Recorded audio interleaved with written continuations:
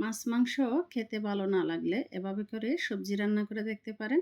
আসসালামু আলাইকুম, সবাই কেমন আছেন? আজ আমি আপনাদের সাথে শেয়ার করব খুবই মজাদার একটি সবজি রেসিপি। এখানে আমি কয়েকটা আলু নিয়েছি, একটু পাতলা করে কেটে নিয়েছি, বেগুন আর নিয়েছি চিংড়ি মাছ। উপরে দিয়ে দিব কিছুটা পরিমাণ লবণ আর দিয়ে দিব লাল মরিচের গুঁড়া, দিয়ে হালকা একটু দিয়ে দিব হলুদের গুঁড়া, দিয়ে ভালো করে একটু মিশিয়ে নিব। এভাবে সবজি রান্না করলে কিন্তু খেতে বেশ ভালোই লাগে। আপনারা চাইলে একবার ট্রাই করতে পারেন। তো আমার ভালো করে মাখানো হয়ে গেলে এখন একটি ফ্যানের মধ্যে তেল গরম করে আমি চিংড়ি মাছগুলো একটু ভেজে নিব। হালকা একটু ভেজে নিলে হয়ে যাবে। এই যে আমি একটু নাড়াচাড়া করে চিংড়ি মাছগুলোকে একটু ভেজে নিব। এখন আমি চিংড়ি মাছগুলো এক পাশে নামিয়ে রেখে দিব। একে তেলে আমি আলুগুলো ভেজে নিব। হালকা একটু ভেজে নিলে হয়ে যাবে। এভাবে করে নাড়াচাড়া করে আমি আলুগুলো একটু ভেজে নিয়ে নিলাম। যে আমার এগুলো হয়ে গেল, এখন নামিয়ে রেখে দিব। এখন দিয়ে দিব বেগুন।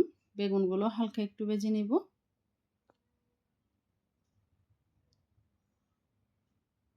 সবজিগুলো প্রথমে একটু ভেজে নিলে এই সবজিটা রান্না করার পর খেতে বেশ ভালো লাগে।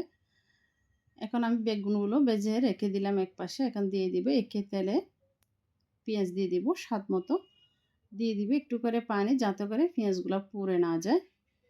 এখন দিয়ে দিব স্বাদ মতো লবণ, দিয়ে দিব লাল মরিচের গুঁড়া, ধনিয়া গুঁড়া, হলুদের গুঁড়া আর হালকা একটু ভাজা জিরার গুঁড়া দিয়ে ভালো করে একটু মিশিয়ে নিব। এখন আরও কিছুটা পরিমাণ পানি দিয়ে দিব একটু কষানোর জন্য।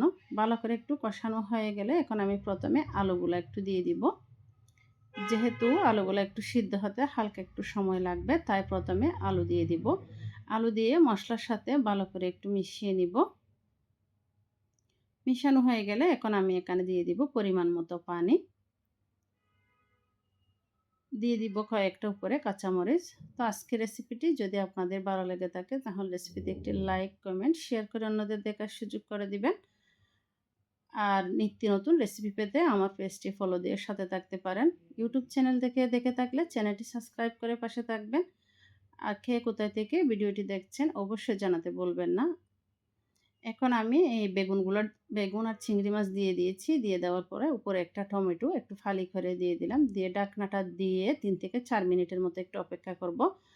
কারণ যেহেতু আমার বেগুনগুলো আগে থেকে ভাজা আছে, সেজন্য মিডিয়াম আঁচে এই রান্নাটা করতে হবে। এই যে আমার রান্নাটা কিন্তু মোটামুটি হয়ে গেছে। এখন আমি উপরে কিছুটা ধনিয়া পাতা দিয়ে একটু নামিয়ে এক পাশে রেখে দিব। এটা গরম গরম ভাতের সাথে কিন্তু বেশ ভালোই লাগে। আজকে এ পর্যন্ত। আল্লাহ হাফেজ।